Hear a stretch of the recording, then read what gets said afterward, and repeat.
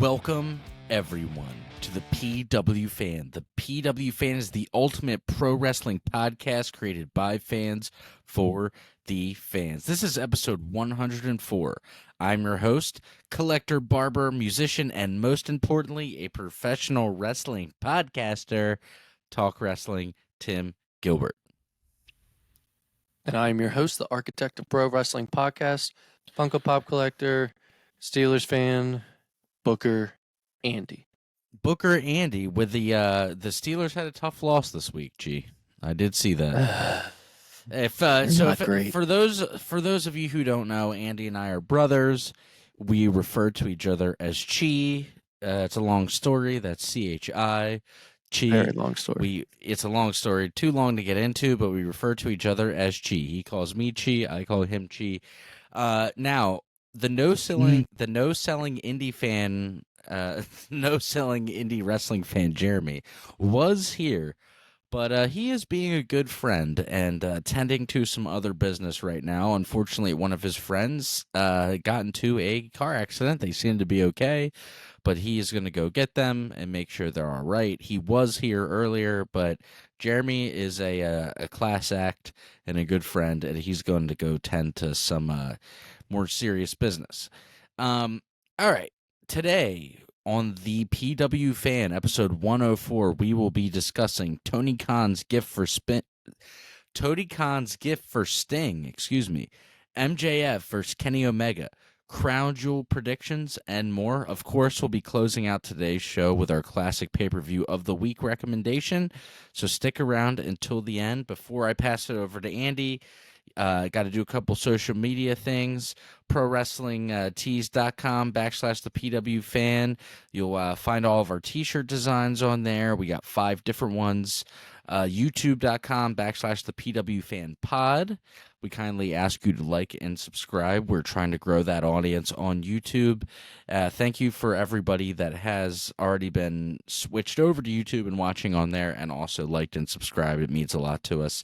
For all other social media, kind of, Instagram, X, all the TikTok, just search at the PW Fan. We should pop right up. Please follow us. We're pretty good about, talking to y'all on messages and all that stuff. We're pretty interactive on there. So, yeah, chat us up.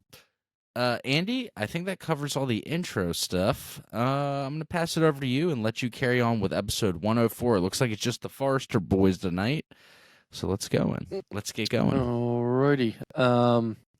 Last week's Raw opened up with Finn Balor and Damian Priest. It wasn't very long into the show, though, into the segment, actually, I should say, that Cody Rhodes would end up coming out, and we would get an official match between Cody Rhodes and Damian Priest made for Crown Jewel this upcoming weekend. It's Saturday at 1 p.m., though me and Tim are going to watch together later in the day, so Don't spoil it for us. No spoilers. Andy and I tend to, I would say, Andy, I would say for the bigger if it's on Saturday, we'll watch together. Yeah, but if it's anything on Saturday, we'll watch together. And the big 4, Rumble, Mania, Survivor Series, and even if that's a Sunday. We usually watch all those together. But at the end of the segment, the Judgment Day, along with JD McDonough, would end up beating down Cody Rhodes and making him suffer a leg injury. And that would end the segment. But we'll get back to Cody later. Rhea Ripley, a little later in the show, would end up confronting Seth Rollins backstage. Kind of manipulating and toying with him. Played at his ego, trying to convince him to align with the Judgment Day, telling him that he could be the world champion and top Roman Reigns, but Rollins turned her down. And I remember him saying that he didn't want to be anything like Roman Reigns during this segment. Yeah, this was a pretty good segment. I will say, even though Rhea is reciting the material that's given to her and she has to kind of do the script, I think that she's great in this role. It seems like they finally have decided to kind of make her the leader of the Judgment Day. I think at first they tried to make Finn the leader. Well, it was Edge, obviously. and then Finn. But I think Rhea in the leader And role. they've mentioned it or joked around with it. Like other people not in Judgment Day have said that your leader's not out here. I think Cody said it during this segment I was talking about before. He said But I mean, he's what do like, I you would think? address your leader, but she's not out here. To I think me, Rhea's kind of taken that role. but like I think it works. Like I think it's a good role. Like I think Oh, when absolutely. when I see her as the leader of the Judgment Day, like I don't question it at all. You know what I mean? Like it seems like hmm this is the right move. Like it's the natural progression. And everyone plays their part really well, and everyone falls in line to what she's saying. So you know, it just elevates it even more. Yep. You know what I mean? But her talking backstage with Seth Rollins is interesting because she's also doing the same thing to Drew. So it's like she kind of out there recruiting people. If she's recruiting, is someone eventually? Are they gonna someone get kicked out of Judgment Day eventually and replace, or does the group get bigger? Well, I know he's your boy, but I really don't want him to join the Judgment Day, even though Who they keep. JD Funko Pop? Yeah, Funko bobblehead, giant head McDonough. Yeah, man. I don't know. I don't like it. They seem so good without him. I kind of like the idea. Okay, so I'm gonna do a little bit of old school wrestling historian fan for you. So Disco Inferno, RASSLIN. Rassslin, that spells wrestling. So Disco Inferno, Glenn Gilberti, uh, one of the hosts of Bustin' Open Radio, which is a great podcast. I listen to it all the time, actually. Um, not I'm sorry, not Busted Open Radio. He's on there with Keeping It 100 Conan, right? with Conan.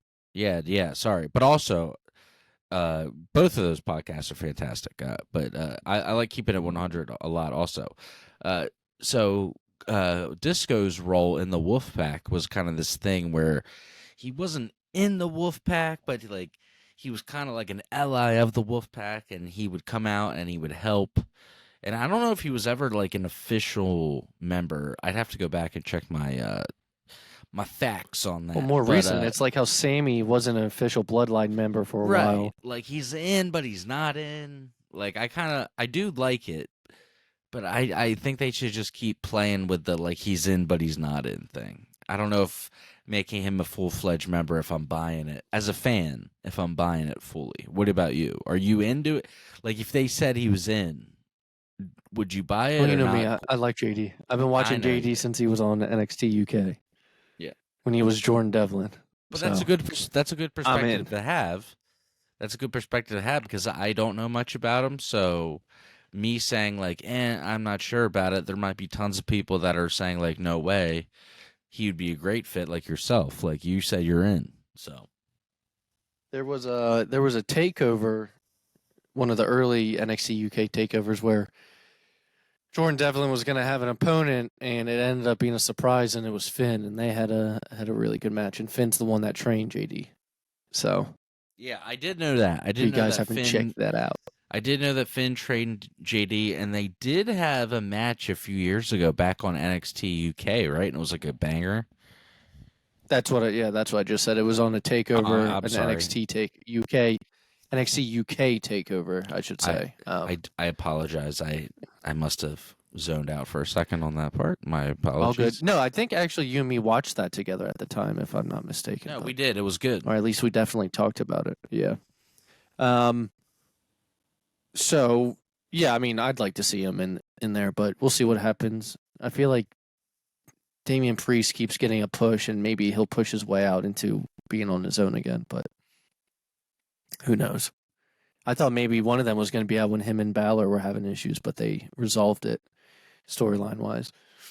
Um, Moving forward, Becky Lynch retained her NXT title against Indy Hartwell, but I will add the next night at Halloween Havoc Night 1, Becky would lose the title to fellow Irish woman Lyra Valkyria. I don't know much So about her. she is now. I don't know much about her. Do you have any like insight on her? Like any backstory or scoop? Where'd she come from? Who is she?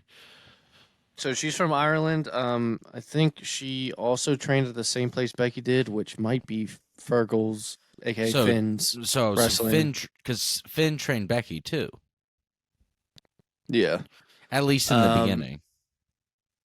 Yeah. But she went. She's from there, and then she was in NXT UK a little bit under a slightly different name. They changed it only a little bit when she came to NXT. But I thought she was really good then. I kind of thought her character has gotten way better. She used to come out with like all these feathers on her like shoulder pads and things. It was a bunch of stuff with I do birds because she was like a Valkyrie. I do wish, like, part of me is like, damn, I should have kept up with WWE NXT UK like you did, because It was you only know an all hour the long. yeah, but you know all these people, like all these people that come up, and I feel like you're just like, yep, I know this guy, I know about him, like he's good or I mean, I she's was watching good, or Walter all the time, and when I he was mean, champion. I will say that Walter was getting me to watch frequently, even when I wasn't tuning in Yeah. regularly. Like he would get me to actually watch the show. Walter's great. Well, did you Um, know? Did you even what know did he? Ilya? Since you don't watch, did you even What did know he go Ilya by before? Dragunov is the NXT champion? What did It he was go by Walter. It before? was Gunther, and then before that Oh, was sorry. Walter. He's Gunther now. He was Walter. That's right. Yeah, Yeah. he was Walter. Yeah, but Ilya Dragunov, who he had great matches with, is the NXT champion right now. No, In I case have you didn't seen know. that. No, I have seen that, and I also have seen And then that. Dom's the North American champion, as we know. Yeah, yeah. Dom is So yes, really Becky killing did it. lose the title though. Yes, I will yes. say Um, it's weird, Andy. You got to think like 5 years, 6 years, 7 years have passed since this time. Oh my god, like fucking 8 years now that I'm thinking about it, dude. It's like make it scary.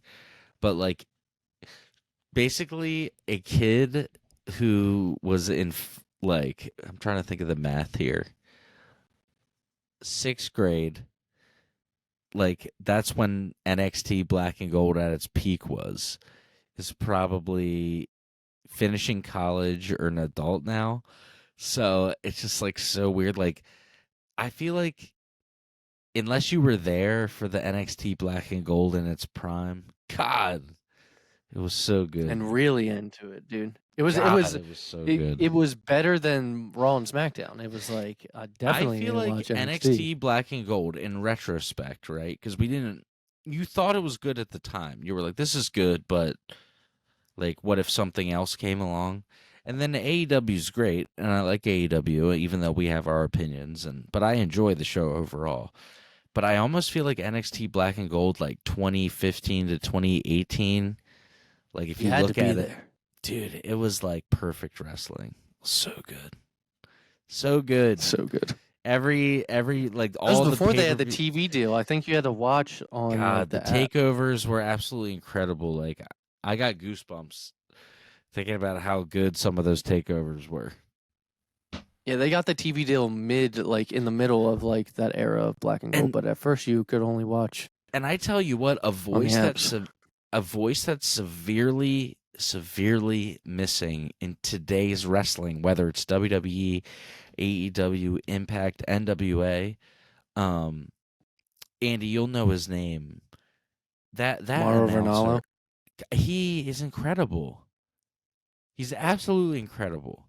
It is a damn Yeah, shame that he's not announcing pro wrestling in 2023, almost he 2024. might be Like doing. I think he's doing combat sports and stuff. But I yeah, mean, I know he's doing legitimate like commentary over like legitimate sports now, but I mean, he was absolutely fantastic. Like if you go back and watch and those if some y'all of those know him, shows, God, he's so good. his reactions were great. And he knew everything. Um, He was like Excalibur.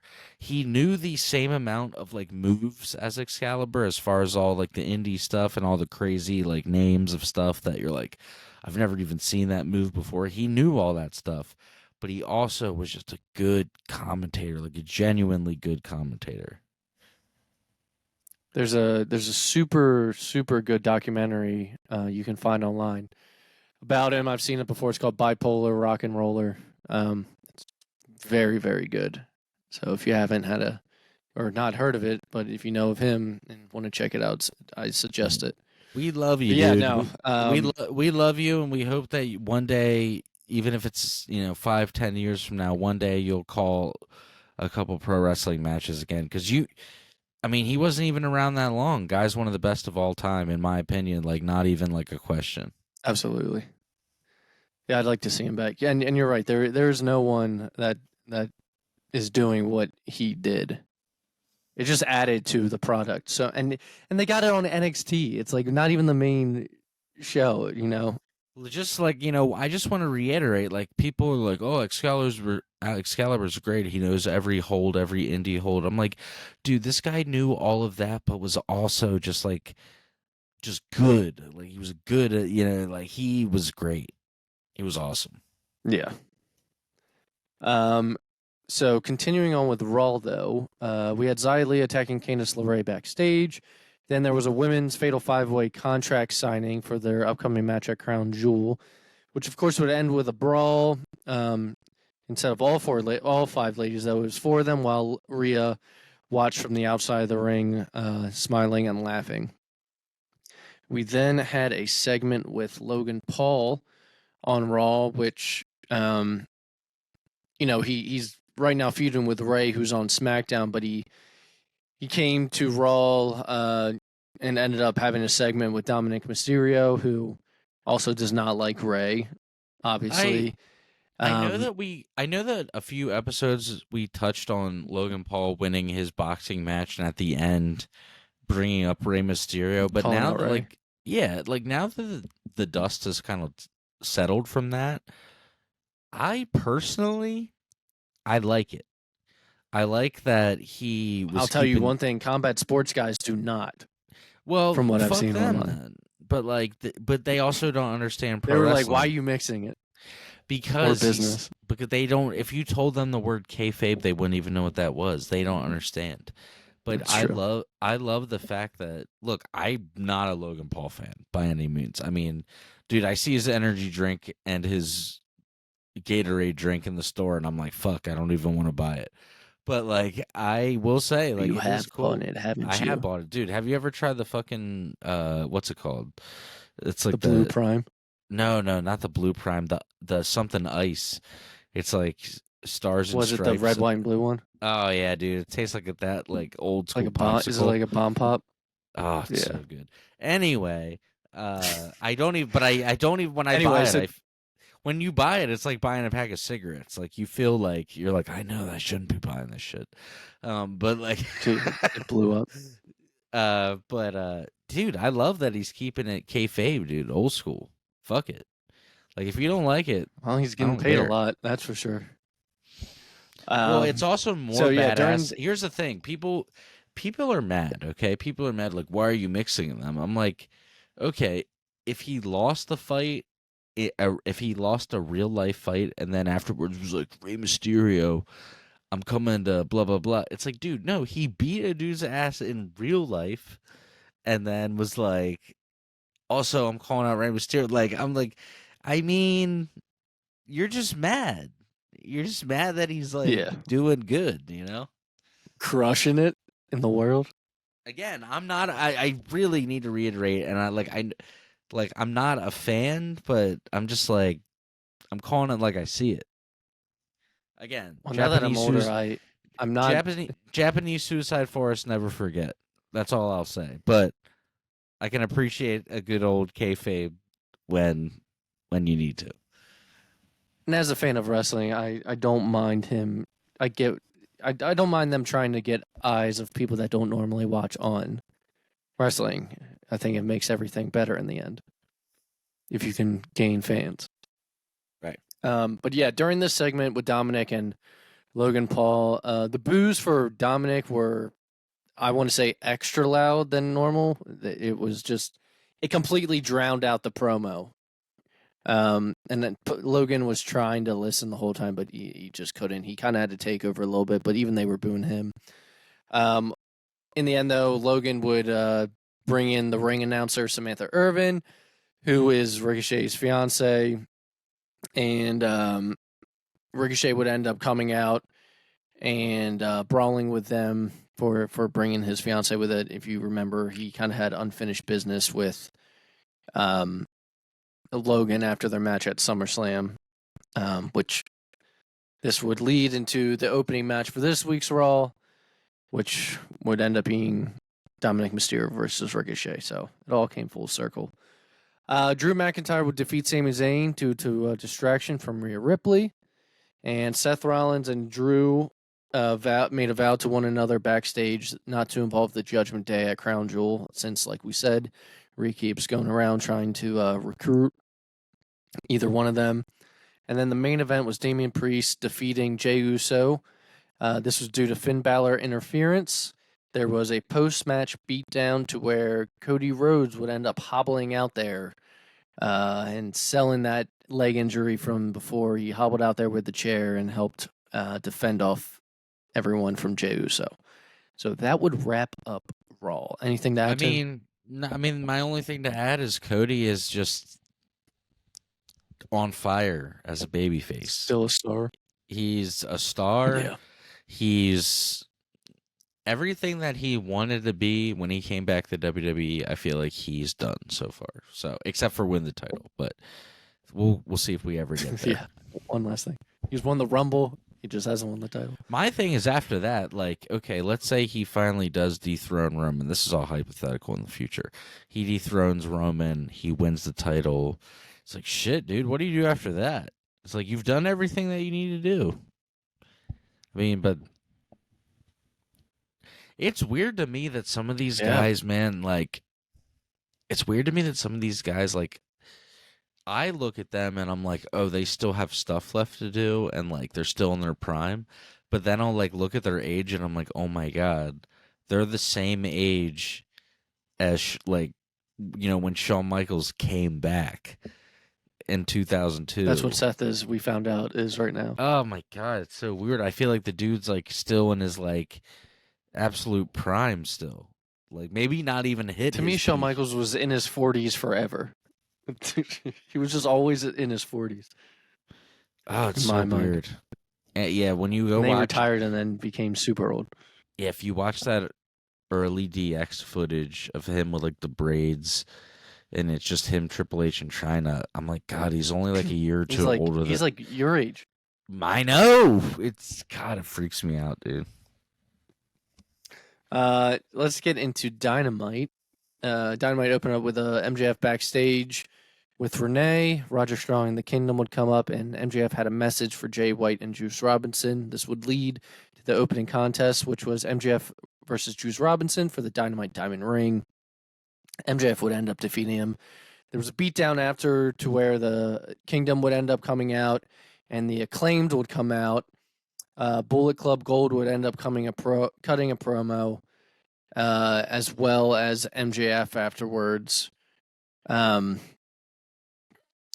trying to remember everything that went down. Yeah, so MJF would come promo back. Roger Strong would be out there with the Kingdom, and he wants MJF to pick a team to tag with him to go up against the Bullet Club Gold. MJF tells off the Kingdom and Roddy, basically fuck off, I believe. And so then Max Caster gets on the mic, and the Acclaim tries to convince MJF, but MJF says no to them as well. Kenny Omega would end up meeting MJF at the top of the ramp, and they would have some words for one another because MJF's title reign is coming up on the amount of time that Kenny Omega held it, which would be the longest reigning AEW champion. And I believe the week before, MJF had whispered in Kenny's ear, 13 days, bitch. And yeah, that was I think hilarious. Kenny this time around whispered like 3 days, bitch, or something like that. And this would lead to their match eventually on Collision that Tim mentioned at the top of the show. I don't know if we've really chatted about it between me, you, and Jeremy, but like, I wish he was here to bounce this off him. But I'm just going to ask, like, say straight up and ask straight up. Like, I'm going to say straight up, I don't like babyface MJF. I don't like this, like, I'm trying hard, but I'm your scumbag. I'm like, I'm like, God, come on. I don't like this. You want everyone to boo him? He's a heel. He's Mike. too good though in his he's a character heel, that you can't. motherfucker. But when you're that good at being a heel, you end up being liked. And so, like, how do you Yeah. get away from that?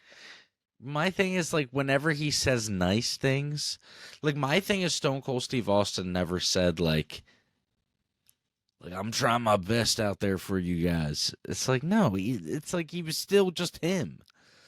Like, so my thing is, like, I don't know. I just don't like when MJF. I love MJF. I love You when mean be himself? I don't. Even if the crowd cheers you, don't pander to them. Yeah, like, don't do the thing where you're like, I'm gonna give it everything I got every single night. I'm like, shut the fuck up. I don't want to hear that. Killing your character.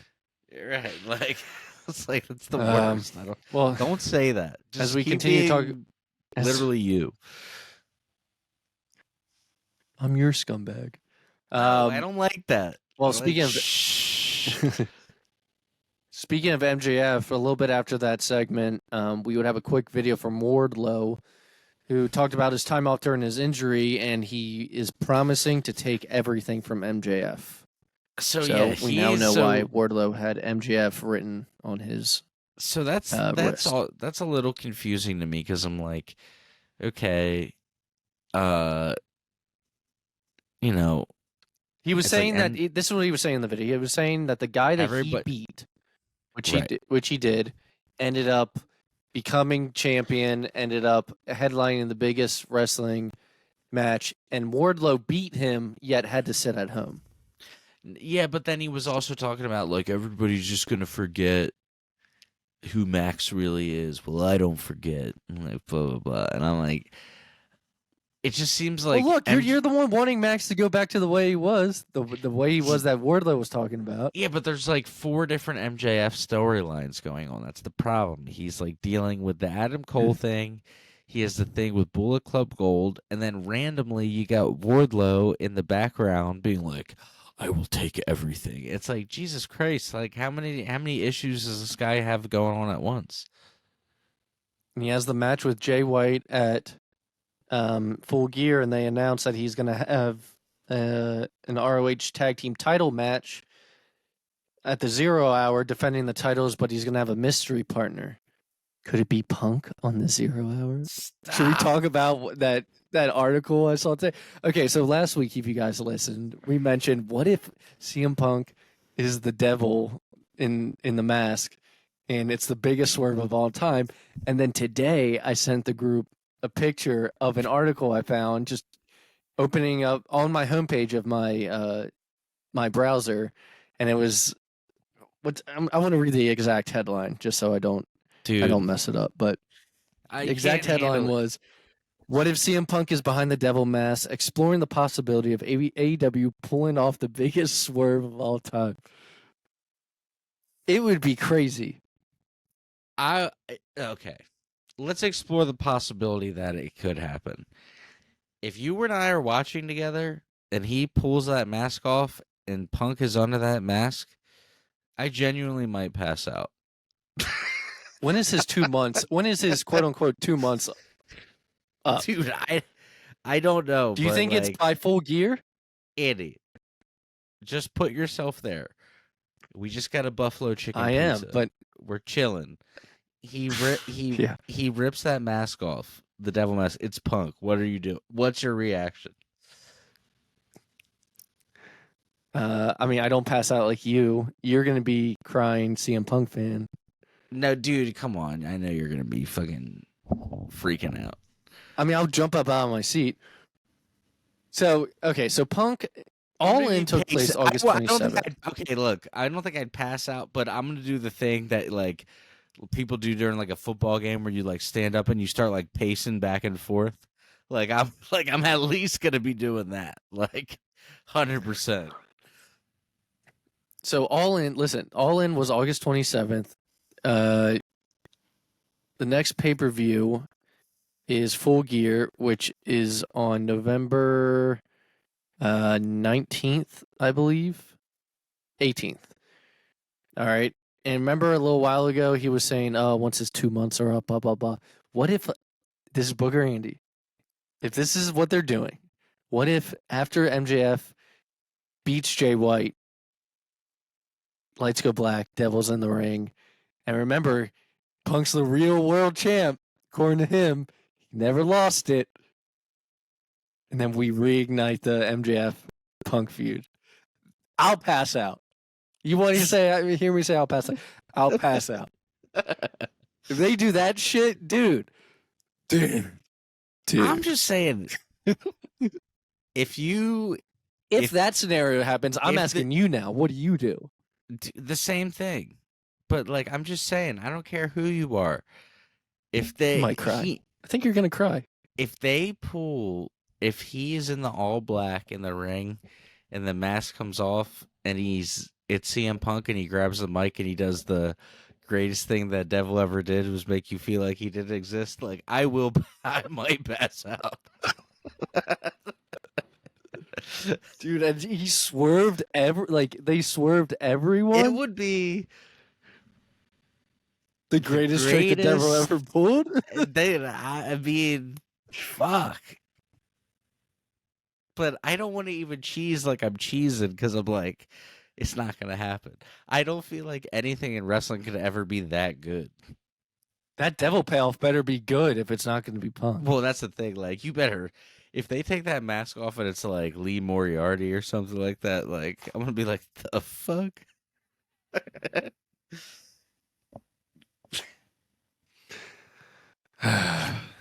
No offense to Lee Moriarty. He had a banger. I just don't see him coming. I just don't see him coming back at Survivor Series. With all Series. due respect. Now, I'm all confused now. I don't know what's real anymore. As Andy and I like to coin the phrase, I don't know what's real anymore when it comes to everything, wrestling, the world, whatever. But, like, I don't know what's real anymore as far as, is he coming? Is he not coming? Is he just trolling? He did the same thing before, that he wasn't going to show up in Chicago on the first dance, or the first dance. Was that what it was when he came back? Yeah, he did the same thing. He said he was busy at home. I don't know. I don't know. We'll see, man. TikTok. Look, it doesn't. Here's the thing. It doesn't matter.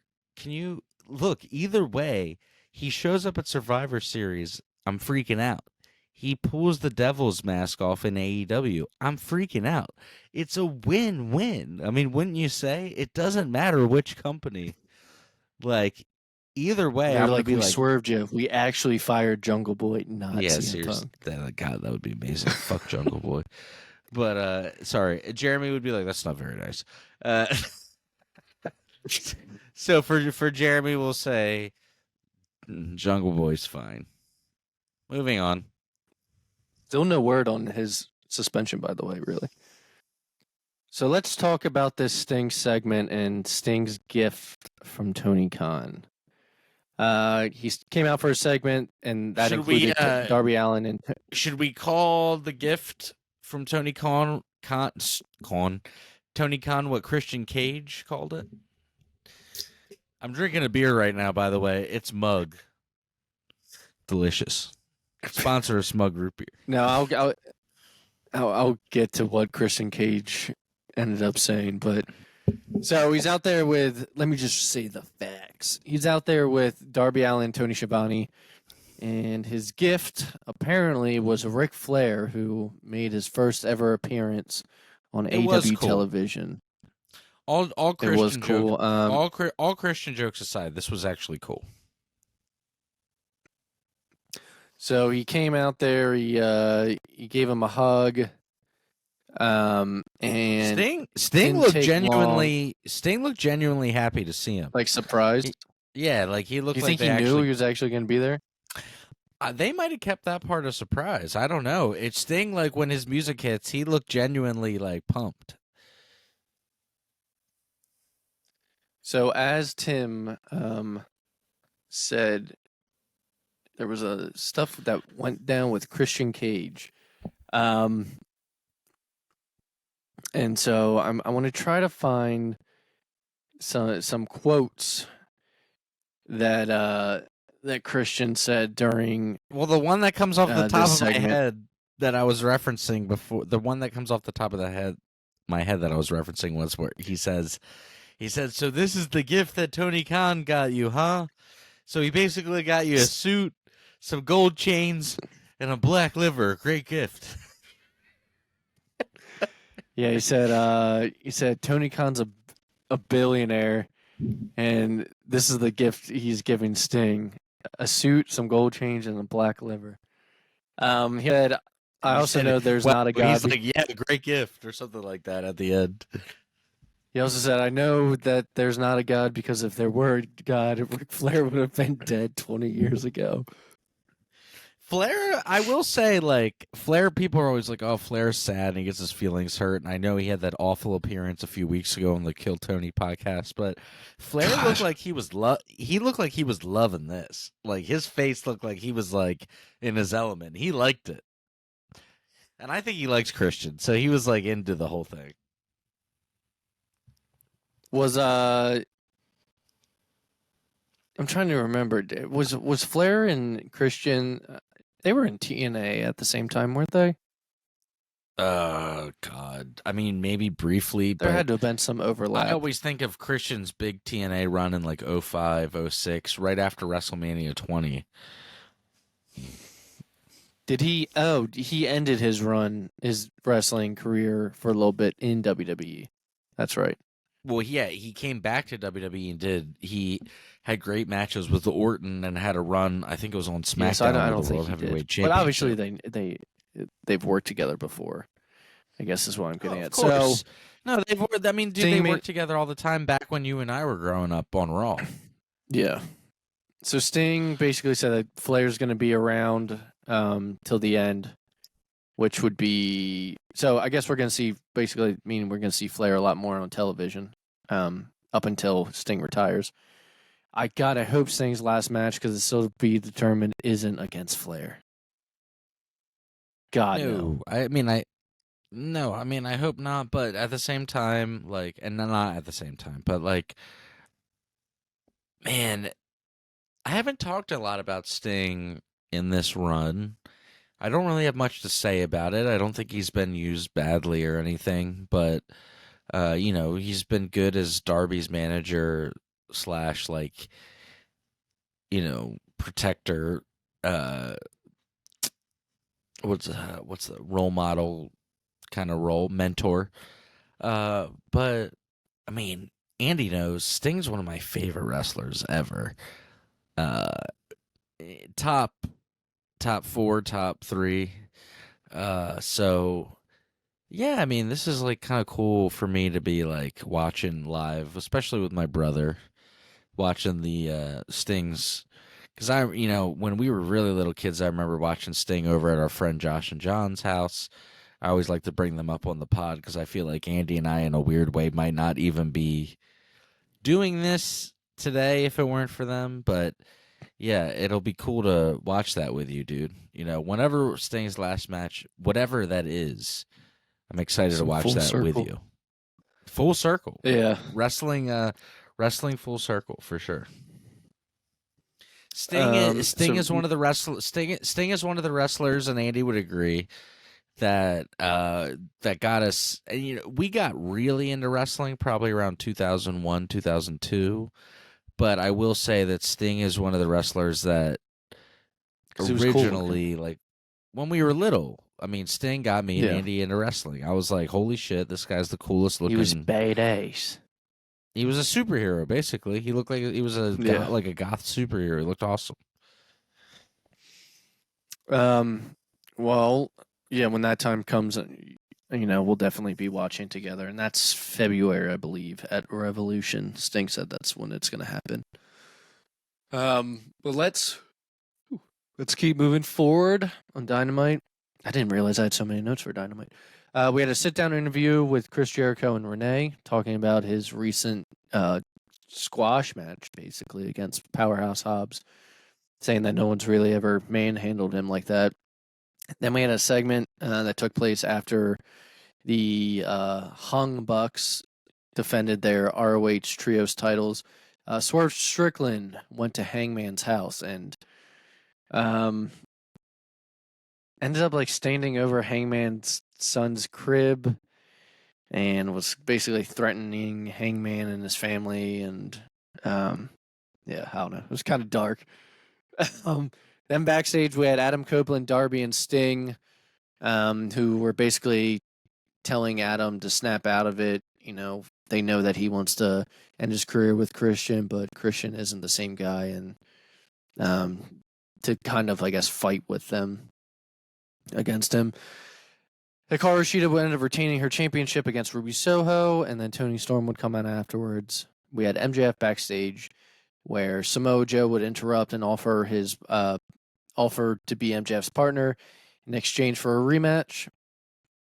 I believe MJF took into consideration, especially more than other people that have offered their services to him. And then the main event was Bryan Danielson and Claudio Castagnoli defeating Orange Cassidy and Okada. Now, they're saying in this match, Bryan Danielson broke his orbital bone. I believe he actually did break it, but I think what came out today is that I read, storyline purposes, they're saying it happened during this match. They were like, it's either from the Rainmaker, from the Orange Punch, but I believe I read it's actually from the Andrade match the week before on Collision. Dude, when he said the Orange Punch, I was like, "Are you fucking serious? Like, No. come on." No, it would. Don't give. But they're just writing the injury into the story. But I just was like, just the way he tried to sell, maybe it was the Orange Punch. I was like, oh my god! I literally frail moaned out loud. Orange Punch from Orange I was Cassidy. Cringed out loud when he said that. But that was Dynamite. Let's get into SmackDown. I say it every week lately. SmackDown is on fire. SmackDown's maybe the best wrestling show on TV. I'm sad. I would 100% agree with you. A few months ago, we would have said SmackDown and Collision. Collision was really something special for about 2 months before it ended. But you mean every time Punk was on it? While Punk was on it? No, it was a good. No, not every time Punk. I mean, yeah, that part was great, but the show top to bottom, and I think it's because he was help booking. It felt like classic SmackDown wrestling was. It felt like a wrestling show. That's what I'm getting. Yeah. Okay, so before the first segment happened, you're wearing that AJ Styles shirt? Didn't I buy you that 6 years ago? Yeah, it was the very first WWE AJ Styles shirt that they came out with. Dude, how? Right after first his of all, Rumble. how do you fit in that? I'm way too fat to fit. Even if I had that still. And then secondly, do you have the best washer dryer ever? How is all the I mean, it's kind of coming apart, but I don't wear it that often because I cycle through all my wrestling shirts. Damn, that is a good one. I have to re-get that. I just don't wear it out in public, dude. We talked about this. The back of it across my shoulder blade says "I am phenomenal." I won't wear it out. I wore it to the gym one time, and while I was there, I remember that it said, and I was like, "Oh fuck!" And so then you were like, "I gotta get out of here." It's just like, I am phenomenal. Dude, I mean, if you know, you know, but many people don't know. Here's the thing. You know? Who cares? All these wrestling fans listening right now are with me. Put your wrestling shirt on with pride, and if anybody says they don't like it, tell me. I'm weird about our PW fan shirt that has my face on it. Oh, dude, I don't even give a fuck about that because I wear Booker Andy. I wear Booker Andy. It's absolutely shameless self-promotion. If someone's like, "Is that you on your shirt?" I'm like, "Goddamn right it is. Hell yeah, PW fan, baby." I do wear Booker Andy out. I have no problem wearing that. It's just the face one. Something about my face. I wore the face, and I wore the face one in the photo shoot. That's right. On the back. Yeah. I wear the Booker Andy, the architect one. Okay. Jeremy wore the classic purple logo. The classic. Still a great one. Okay, so before the first segment even started, it was announced that John Cena versus Solo Sikoa is happening at Crown Jewel. Now, I should have sent this in the format because I forgot about this segment. I don't know how I did. Let's talk about this contract signing segment with Roman Reigns and L.A. Knight. Star power. So Roman Reigns opens the show. He comes out. He's still at the top of the ramp, holds the championship up when it's time, and LA Knight's music hits, interrupts his entrance. He comes out walks right by Roman, gets in the ring. Paul Heyman moves the chair to the head of the table for the contract signing where Roman typically sits, and LA Knight would end up sitting down in the chair. Nick Aldis would start talking, and LA Knight would cut him off, and it would pretty much go from there. I want to get some quotes from this segment. So, yeah, Knight interrupted Roman's entrance, hit the ring, stole his place at the head table, cut Nick Aldis off. It was top dog stuff. Megastar stuff. I think I texted you guys saying, during this segment, he looks like he could be Roman's equal. I mean, the star power was crazy during this. And if we're talking about who won this segment overall and who came out better on top, it was LA Knight. And that was probably the intention, but I digress. think verbally LA Knight came across as the man. But Roman doesn't, like you kind of what we're saying, Roman doesn't have anything to prove. But this to me felt like the Attitude Era. Stars in the ring. So Roman at one point said, "Have you ever had a championship match?" Since, he was alluding to the fact that LA Knight lacks a big match appearances.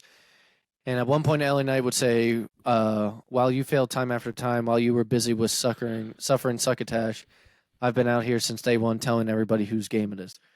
Now, when you talk about the star power, dude, every time I see, like, a clip, like, looking back, every time I see a clip of, like, it's like a pay-per-view, and it's, like, Angle and Stone Cold and Triple H on the ring, and then The Rock comes booking out, I'm just like, it's crazy. What a crazy time, man. You don't know. Talk about star power. And like Taker will be involved, and it's just like, what the hell? I mean, the roster, when you look back, it's like you're like, I can't even, that's insane. But especially in the early 2000s when they bought WCW and everybody was there at once, like. But while you're in it, you don't know. So like, we can look back at the roster now later and of what's going on right now later and be like, what a crazy time. But you don't know what everyone's going to be like in the future, so you don't know how insane it is once you're actually in it. Like, I used to think the roster during the Ruthless Aggression era was crazy. I still think, like, looking back, I still think that's an underrated stacked roster. I mean, everyone. It was like every segment had like a pretty high up. Like, there was I can't remember the low card. I can only remember mid card and up. Low card was like Sunday Night Heat and Velocity. Everyone else on the main shows was like a mid card or above. Think the low card, even back then, is like Tajiri versus Billy Kidman versus Jamie Noble. Maybe Billy Gunn wrestles. Like, it's not like it's like scrubs, you know? Yeah. It's like even the quote unquote lower card is like, damn, like it's like some Hall of Famers in there, you know? Yeah. It was nuts. Okay. So during this segment though, it's the contract signing. LA Knight by the end of his promo would anger Roman. You would anger him enough to where Roman would attack LA Knight. Knight would fight back. Jimmy Uso would come out of nowhere and attack. And Knight would end up coming out on top and put Uso through a table. This would eventually make a main event match be made, which later in the night would be LA Knight versus Jimmy Uso. The Street Profits would defeat the LWO. Okay, I found this out as I'm writing my notes. This was Carlito's first match on SmackDown since April 7th, 2009. Insane. It's crazy. Logan Paul, during this match, would attack Ray backstage. And so Santos Escobar would send Carlito to the back to go help him. Basically became a 2-on-1, and Escobar would end up losing. I've noticed that Escobar's frustration is continuing to build, and I'll get more into that once we get to Crown Jewel predictions.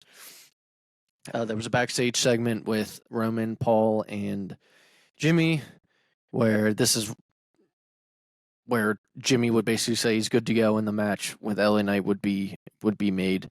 And afterwards, Jimmy would say yeet, and Roman does not like heat. Told him ever since the Jey Uso press conference, Roman does not want Jimmy saying yeet.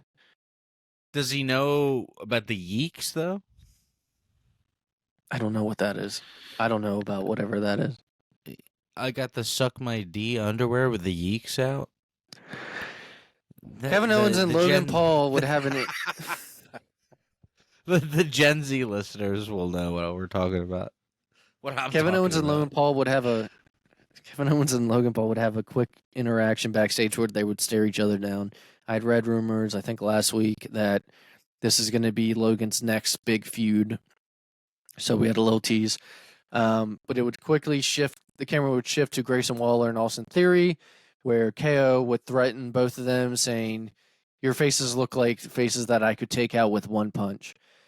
At the same time, and they would argue back and forth. Owens would walk away and then come out of nowhere and punch both of them with one punch, and he would just laugh in their faces, being like, "Told you I could do it."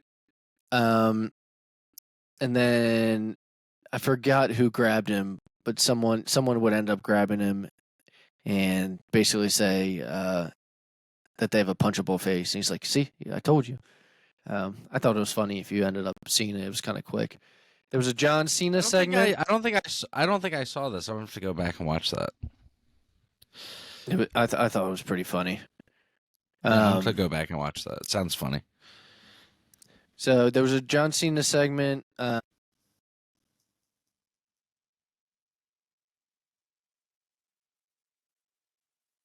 So apparently he pissed off the bloodline, and now at Crown Jewel he will pay for it when he goes against Solo. So this was to hype up the randomly announced John Cena and Solo Sikoa match. But the whole segment started with Cena questioning himself, which he eventually would feed off the support of the fans, and then with Heyman showing up with some not so subtle threats and a beatdown from Solo. But in the end of this segment, Solo was the one left line. So pretty good segment from the two. Some quotes from it were Cena saying, "For the first time in 20 years, I feel like I'm in jeopardy of losing your support. For the first time in 20 years, I feel I'm in jeopardy of losing your respect." Cena would end up saying this because of his 2,000-plus day streak of not singles match affecting him. The crowd was chanting, "You still got it," and he said, "But what if I don't?" That was his response to them. He said, "There's only one thing left to do at Crown Jewel, and that's win." And he said, "Thank you for 21 years of selling out the house based on the name John Cena." And Heyman would end up also saying, "You are the greatest of all time in terms of communication in WWE history." A little shade thrown towards Cena during this from Heyman. Dragon Lee, who had come up from SmackDown or from NXT recently, who I'd said is actually Rush's brother, had an awesome match with Cedric Alexander. Probably way better than it should be. I thought it highlighted both guys, maybe even Alexander more than Lee, and I think the match was supposed to highlight Lee. It just, with Triple H at the head, it seemed like these kind of wrestlers like Dragon Lee and Cedric Alexander were able to like let loose and kind of do some really cool shit. And I hope stuff like that continues with people like Ricochet and others.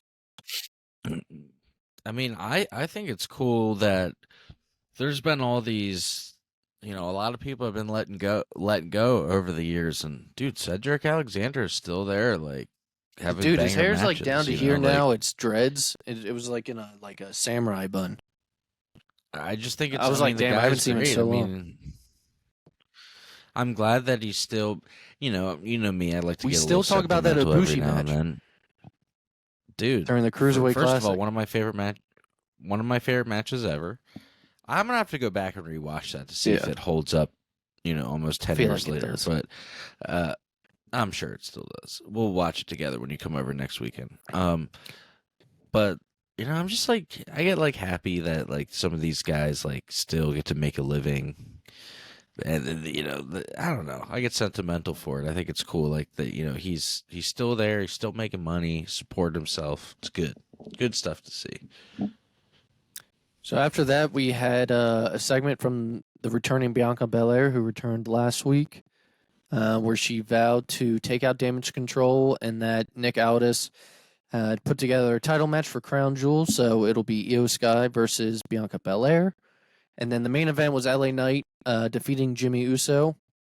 After the win, Roman would come out and try to attack Knight, but it would be Knight who was left standing, hitting the BFT on Roman to end the show. So Roman was left laying. Very good SmackDown. WWE was very good this week. A little bit to talk about Rampage, which normally I don't have too much, but opening match was Mike Santana defeating Ortiz in a no DQ match. This is like one of those rivalries that was real, turned into a quick storyline. They probably should have saved it for a pay-per-view, in my opinion, just because they could have milked it and done more, but it was very good. I'm so used to seeing them on a tag team, but they're clearly in different parts of their career now. And then afterwards, I wasn't sure if this was, a shoot or not, but Santana goes for a fist bump to Ortiz, who's, sitting down in the corner, and Ortiz would wave him off a couple times. Like, he'd go and Santana would still stand there, and then he didn't want to look at him kind of thing. And then you see Santana go like, all right, I'll remember that. And then he walks out. So it's like, I don't know if he was genuinely, outside of the storyline trying to be like, Yeah, we're I don't squashed. know. Abaddon would earn a title shot against to face Hikaru Shida at Collision, I believe, the night after. And then there was a Kenny Omega and MJF video package that was really good, which we would end up seeing during Collision as well. I think you and me saw it together. Jay White would speak to Kenny backstage, and Don Callis would speak to MJF. Don Callis was trying to recruit MJF, but MJF basically told him to fuck off. And then the main event of Rampage was Takeshita defeating Kyle Fletcher. Takeshita and Hobbs would throw Kyle out of the ring. Fletcher would then attack Takeshita and Hobbs with a chair, but Callis would stop Hobbs from beating him up.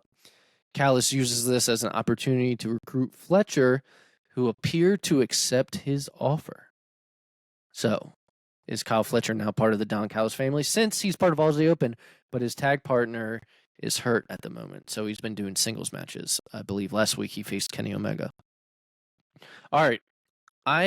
This is rare. I had way more to talk about Rampage this week than Collision. I have one thing to talk about Collision, and that was that main event. It was about 30 minutes long. Kenny Omega versus MJF for the AEW World Championship for the first time ever. Let's go. Me and you watched it together. Thought it was great. Yeah. Great match. MJF was doing shit that I was like, what the fuck? I didn't even know he could do that. So he did one of Kenny's moves where he's on the shoulders and flips backwards. It's like a reverse hurricanrana. And he also did the Harpoon Rana. What's it called? A poison Rana? Is that what it is? But remember, he also backflipped over the top rope and landed on his feet onto the floor. That was some crazy shit when he did that. And there were some cool segments. That part blew my mind. There were some cool chain wrestling segments during this. But I mean, both guys are top guys. They crushed it. So if you didn't get a chance to see it, watch it. You can find video of when it went off the air. Kenny Omega was in the ring with MJF, and they both had nice words to say about one another. Kenny basically saying, if you had asked me a year ago if I would have thought everything would be in good hands with MJF, I wouldn't believe you. He's like, but now, with me not being champion, I'm confident that this company is in good hands with MJF as champion. That was one of the main things he had said. He said it like, he was like, and now, I will say, that I am confident. Yes, he said it exactly like that, if I'm being honest. Will be the greatest champion ever. I think Kenny or MJF let Kenny take them out with a "I bid you adieu," but that would be Collision. Let's wrap up the I show. bid you adieu, milady. Okay, that's not how it goes. Let's wrap up the show though, Tim, with Crown Jewel predictions. There is, as of Let's go. now, because Raw is still on and SmackDown will still be this Friday. As of now, there's 7 matches. So let's, no particular order. I'm just going to read it bottom up. All right, WWE Women's Championship match: Io Sky versus Bianca Belair. Who you got? Bianca. Think Bianca wins it back? She's a hard one to root against. I'm going. I'll just be different. I'm going Io. All right, WWE United States Championship enough. match: Rey Mysterio versus Logan Paul. As the Gen Z kids would say, they'd say, fair. Anytime I cut a kid's hair and we're like talking and I tell them something, they're like, fair. That sucks. I'm like, can you stop saying that? That sucks. Stop saying that, guys. If you're under 21 and you say fair, stop saying that, please. All right, Rey Mysterio, Logan Paul, United States Championship. I'll answer this, and I'll tell you what I think is going to happen. I think Logan Paul wins, and I don't know if it's clean or not, but either he gets involved or he attacks afterwards. I'm saying Santos Escobar turns on Rey. Dude, that's cap. All right, be serious for the fans. Who you got? For the listeners. Honestly, business-wise, if Logan Paul wins the title, he shows it off on YouTube to millions of viewers. Yeah. I think that's what's going to happen. I think that's what's best for business is Logan Paul having the title, taking around, no cap. Fair. For real. He's bussing. For real. Logan Right. Paul's busting for real, no cap. Fatal 5-way WWE Women's World Championship match: Rhea Ripley, Nia Jax, Zoe Stark, Shayna Baszler, Raquel Rodriguez. I'm going with Mommy on this one. Well, I go with Mommy in all aspects of life. Mommy's always on top. Matches, as she says. Looking at her, whatever she wants. WWE World Heavyweight Championship match: Seth Rollins versus Drew McIntyre. Seth. I'll go with Seth. John Cena versus Solo Sikoa. Does John Cena break his streak of losing? He needs to win this match. John Cena wins. I agree with you there. Announced because it won't really hurt. It won't really hurt Solo because he's like, if John Cena beats you, it's like, it's not like fucking El Dandy beat you on Sunday Night Heat. It's not like Disco Inferno beat you. Right on Thunder. Like I think you're all right.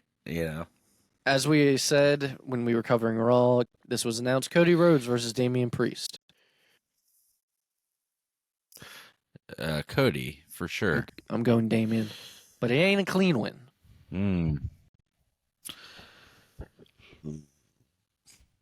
I think they worked that leg injury from the week before that we talked about. And then the main event, undisputed WWE Championship. I will say about your opinion about Cody maybe losing. Fair.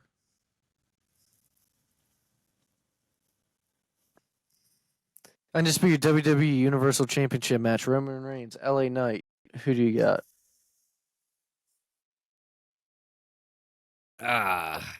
Dude, I don't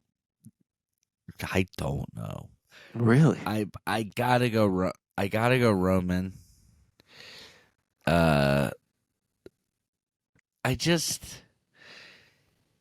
If Roman wins, it feels like this was a missed opportunity for LA Knight. But my thing is, if LA Knight wins, it's like really at Crown Jewel, like not at like Mania Cody has or to be like the one to dethrone.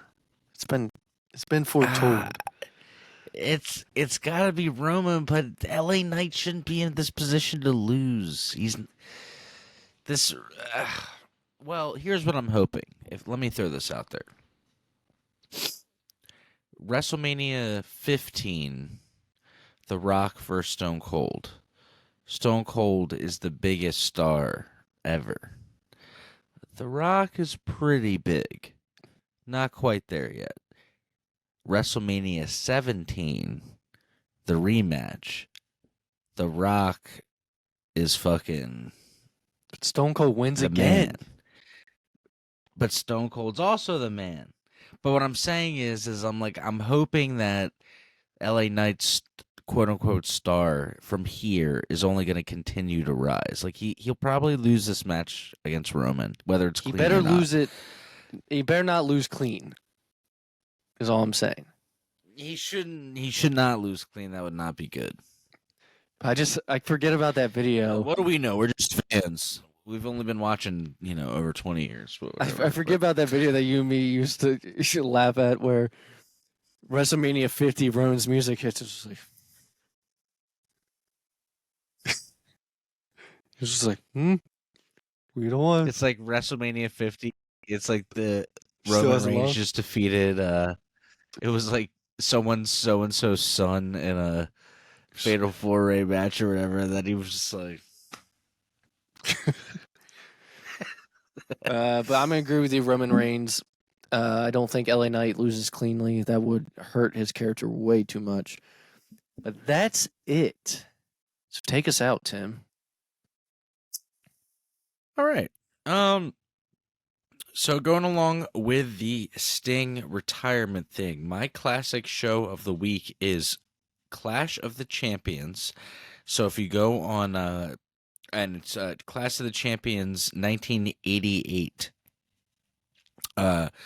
So if you go on that, on the WWE, no, I was going to say the WWE Network. If you go on there on Peacock, or if you're in Europe or somewhere that has the WWE Network, you can do that. But yeah, it's Clash of Champions 1988. This is the card. You're opening up with Jimmy Garvin versus Mike Rotunda, which is Bray Wyatt's father, and Bo Dallas. The Midnight Express, Bobby Eaton and Stan Lane with Jim Cornette in their corner, for all you Cult of Cornette members, against the Fantastics, Bobby Fulton and Tommy Rogers. The Road Warriors, Hawk and Animal, and Dusty Rhodes against, what is this? The Warlord, Ivan Koloff, and the Powers of Pain. Lex Luger and Barry Windham against Arn Anderson and Tully Blanchard, and this is your big match right here. It's 45 minutes long. That's why it's not a very long card. But Ric Flair versus Sting, they wrestle for 45 minutes. This is the match that they always refer to, where Flair's always like, "We win an hour, Clash of Champions, 1988 in Baltimore." Like this is that match. So if you want to talk about classic wrestling and Sting being anointed as the new up and coming guy, he had the flat top, the blonde hair, he's jacked to the gills. Really cool historic match. So go back and watch that. Join us next week for episode 105. It's crazy. We're cruising right along. I feel like we just celebrated episode 100. Jeremy will be back next week, I'm sure. Like I said, he is a A+ friend and a good human being, and he's helping a friend out tonight, but we'll see him next week. Everybody go watch some pro wrestling this week. Enjoy. Have a good week. Don't take life too seriously. Try not to, at least. And just have fun to watch pro wrestling. That's why we're here, guys. So Lily, the mascot of the show, is waving goodbye. If you're watching on video, everybody have a good one. Take care, everybody. We bid you adieu. Lily bid you adieu.